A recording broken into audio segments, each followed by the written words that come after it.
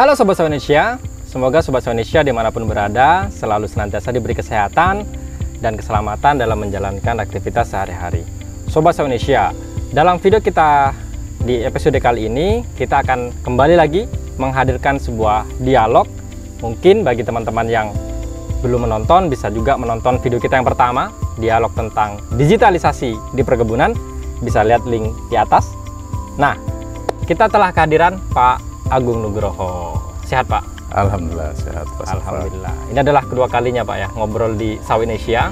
Benar, kalau nggak salah 7 bulan yang lalu. 7 bulan yang lalu. Nah, pada sesi yang pertama kita membahas tentang digitalisasi di perkebunan kelapa sawit. Nah, itu tagline-nya kan ada kebun dalam genggaman ya Pak ya. Kira-kira bagaimana kabar kebun dalam genggaman saat ini Pak? Iya, oke Pak Safa. Alhamdulillah kabar saya baik. Selain itu juga kebun dalam genggaman juga kabarnya baik. Sejauh ini masih dalam tanda kutip masih dalam genggaman juga. Masih on the track Pak. Jadi perjalanannya memang di tahun ini kalau secara prinsip sih kita kan ada konsep melebar dan mendalam atau mendalam dan melebar. Di tahun ini itu kita lebih banyak melebar. Jadi apa yang dilakukan di tahun ini lebih mengejar kuantiti seluruh kebun yang harus diimplementasikan. Nah, kita sudah sampai satu tahap di mana ini gelombang terakhir di akhir tahun ini seluruh kebun di grup kita akan diimplementasikan sistem ini. Jadi itu. Nah, satu konsep lagi nanti ya kita akan menggali kedalamannya. Menggali kedalamannya itu ke depan PR-nya ke depan seperti itu. Ya ini kan sudah hampir jalan hampir 1 tahun mungkin ya. Iya. Ya itu kemarin kita juga bahas tantangannya karena merubah budaya di kebun itu kan juga tidak mudah. Benar. Nah, digitalisasi ini kan merubah budaya yang awalnya manual, serba manual, pencatatan dan sebagainya serba manual ini dirubah menjadi sebuah digital. Nah, tantangan yang terberat ini apa ini Pak Agung setelah ya setahun lah gitu kira-kira. Iya. Oke, aplikasi yang kita implementasikan ini kan kita beri nama Plantation Control System. Plantation Control. Jadi memang aplikasi ini dimanfaatkan untuk mengontrol seluruh aktiviti atau kegiatan yang ada di perkebunan sawit. Termasuk di dalamnya kita ada 2 aplikasi sub-nya yaitu HMS itu Harvest Management System khusus untuk kegiatan panen dan satu lagi Mobile Check Roll System untuk kegiatan-kegiatan atau aktivitas lain di luar panen. Nah, memang dalam step implementasinya step 1, step 2 dan seterusnya itu ya semua memiliki kendala masing-masing dan secara garis besar sih kendalanya ya memang ada teknis dan non teknis. Tetapi sekali lagi yang kaitannya dengan sumber daya manusia itu yang memang menjadi concern utama kita. Kalau yang teknis memang ada berkaitan dengan ketersediaan peralatan, infrastruktur dan lain-lain. Cuman kita berupaya itu kita dapat penuhi dari sisi supporting dari sisi kita yang ada di penyedia sistem ini. Tetapi berkaitan dengan aspek-aspek di lapangan itu tentu perlu melibatkan banyak tim yang memang terlibat langsung di operasional lapangan. Banyak Pak Safa kendala-kendala di lapangan baik operasionalisasi di lapangannya sendiri, penerapan sistemnya di lapangan, kemudian juga pola dan perilaku petugas-petugas yang melakukan pencatatan di lapangan itu juga. Tapi intinya kan sistem ini mengcapture apapun yang dilakukan di lapangan. Dia menyimpan rekam jejak apa yang dilakukan di lapangan. Nah, itulah yang bisa kita manfaatkan nanti di fase kedua menggali kedalaman itu untuk mengevaluasi, mengoreksi, memperbaiki itu berdasarkan data-data yang sudah masuk di fase awal implementasi ini. Walaupun sekalipun ada banyak problem di dalamnya gitu. Ya, tapi problem itu bisa kita baca, bermanfaat untuk kita untuk sebagai dasar kita melakukan evaluasi sebenarnya. Ada nggak sih sebenarnya mungkin kejadian unik selama implementasi ini kan banyak biasanya ya maklum karena kan kita tahu bahwasanya di kebun itu ya Ya tidak maksud untuk merendahkan, tidak. Tingkat pendidikan karyawan kita kan juga beda-beda. Ya, kemudian karakter seseorang juga beda-beda gitu. Ada nggak mungkin kejadian-kejadian unik yang ya pada saat implementasi ini begitu? Kejadian unik ada. Kalau mau dibilang lucu ya bisa kita kategorikan lucu juga. Tetapi tergantung kita menyikapinya ya.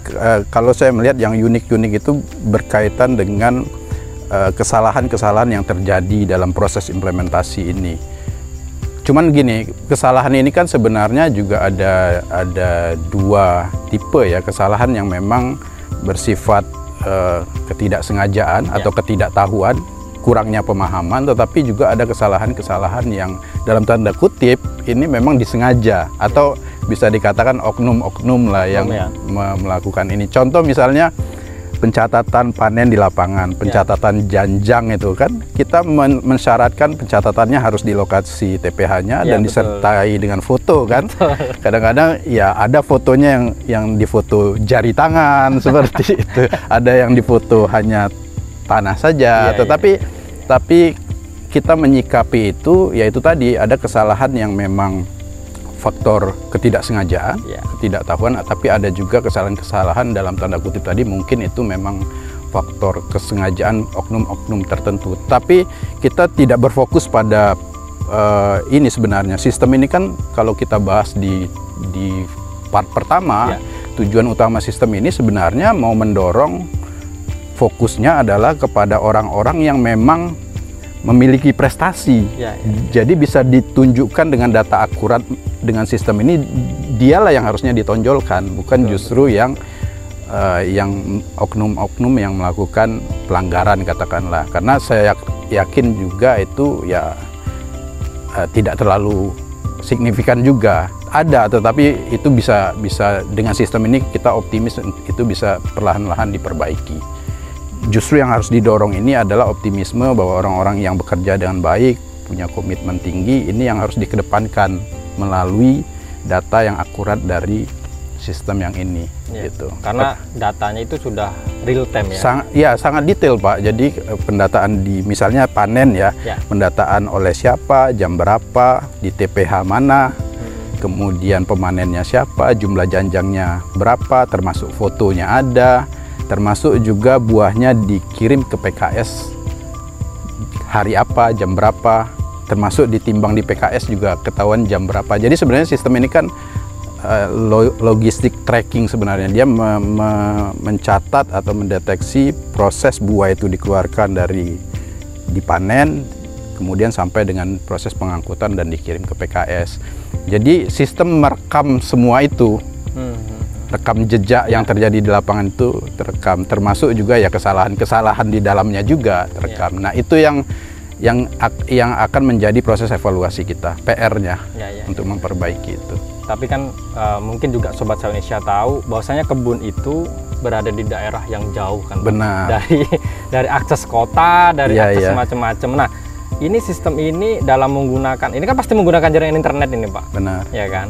Gimana ibarat antisipasi untuk beberapa daerah atau tempat yang mungkin tidak ada sinyal itu? Apakah ini bisa menggunakan jaringan luar atau memang ada khusus privat atau seperti apa yang dikembangkan saat ini? Ya, untuk jaringan ini memang menjadi prasyarat awal ya untuk bisa sistem ini dijalankan, karena syarat utamanya data yang diambil di lapangan ini kan harus di-upload. Nah, memang proses upload ini kita sudah mengantisipasi, ada beberapa metode, bisa menggunakan jaringan lokal, artinya jaringan internal perusahaan, kantor, atau juga kita bisa menggunakan jaringan publik, karena tuntutan untuk menggunakan jaringan publik ini memang sudah tidak bisa dihindari, karena ya petugas di lapangan kan posisinya tidak selalu dekat dengan kantor dan juga tidak selalu dekat dengan kantor afdeling. Kadang-kadang di kantor afdeling juga tidak ada jaringan. Jadi dimanapun mereka menemukan jaringan, ya diupayakan mereka bisa upload di situ. Jadi memang ada juga daerah-daerah yang kondisi jaringannya tidak begitu bagus, tetapi ya kita upayakanlah untuk ada solusi mengenai upload ini. Ke depan seharusnya teknologi internet ini ya keyakinan kita ya semakin akan membaik di semua areal-areal perkebunan. Ya, berarti nanti pengembangannya ini akan semakin melebar tadi ya kan, melebar dan mendalam. Iya. Itu kemana arah selanjutnya? Benar. Jadi melebar itu lebih kepada kuantiti implementasi jumlah kebun yang akan diimplementasikannya. Jadi tahun ini kita sudah sesuai dengan target, akan seluruh kebun sudah terimplementasikan. Nah, selanjutnya ya itu tadi kita akan menggali kedalaman. Jadi masuk kepada substansi dari tujuan sistem itu sendiri. Jadi kesalahan-kesalahan mulai kita lakukan perbaikan. Evaluasi mulai kita galakkan, bekerja sama termasuk juga kepada pihak-pihak yang memang berkepentingan juga untuk terhadap sistem ini. Jadi fitur-fitur yang akan kita kembangkan selanjutnya ya mendorong ke situ, ke arah perbaikan itu. Jadi misalnya contoh di panen itu ada soal TPH, TPH yang belum terdistribusi atau terpetakan dengan baik, ya kita akan kembangkan fitur untuk fitur untuk maintenance TPH itu, memperbaiki. Kalau ada TPH yang tidak pernah dipanen mungkin harus dihapuskan. Kalau ada TPH baru yang perlu ditambahkan dan lain-lain. Termasuk juga mekanisme kontrol. Contoh pelaksanaan di lapangan ini kan perlu mekanisme kontrol. Jadi kita kembangkan juga aplikasi misalnya untuk proses QC, pengecekan di lapangan. Jadi tim QC bisa mengecek juga apa yang sudah dilakukan pencatatan secara digital di lapangan itu. Jadi kira-kira arahnya seperti itu. Termasuk juga kita akan mensupport ya laporan-laporan yang dibutuhkan oleh kebun untuk perbaikan tadi, Pak. Ujungnya ya setelah evaluasi perbaikan ini dilakukan dengan baik, kita kan harus ada satu benchmark yang harus kita capai.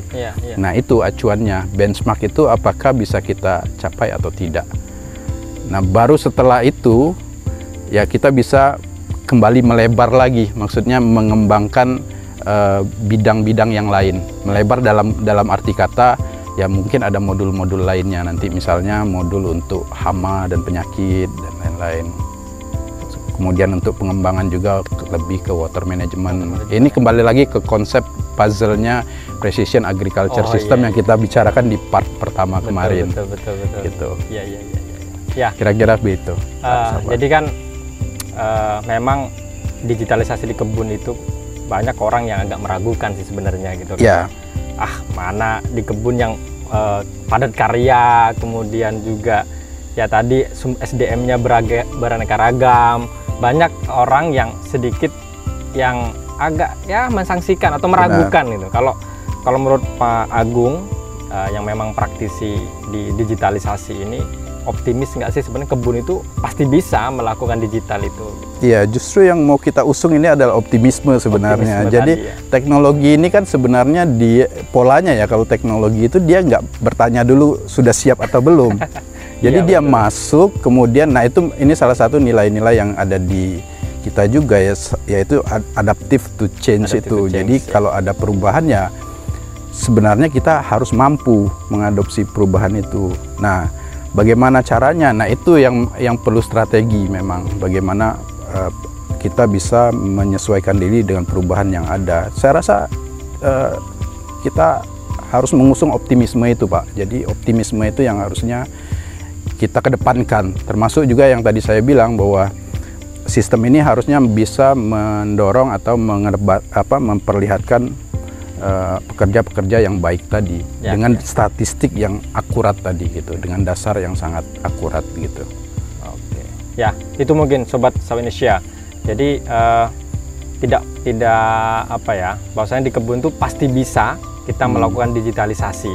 Walaupun mungkin ya keberadaan kebun itu kan sudah jauh beberapa tahun, ya kita mungkin udah waktunya kebun juga mengikuti era zaman modern ini kan, Pak. Benar, Pak Safa. Mungkin terakhir Pak Safa, gimana? dari saya Iya. Jangan terakhir lah Pak, ini kan nanti masih ada sesi Iya, justru itu maksudnya saya mau sampaikan itu pesan itu di sesi yang kali ini. Ini kan kita anggap sebagai part 2 Iya, sambungan part pertama kemarin mendatangkan Pak Agung ini susah sekali nih, jadwalnya padat ini. Jadi saya harap ada part 3, part 4, part 5, dan kita nggak tahu di part berapa ini bisa jadi satu sesi yang menceritakan success story. Nah, mudah-mudahan itu entah success story dari sistem ini atau success story dari Sawitnesia sendiri. Karena saya lihat Sawitnesia ini sangat positif ya, jadi memberikan inspirasi tentang industri perkebunan ini. Amin, amin, ya. amin. Saya rasa seperti itu. Mudah-mudahan, amin, kita berdoa.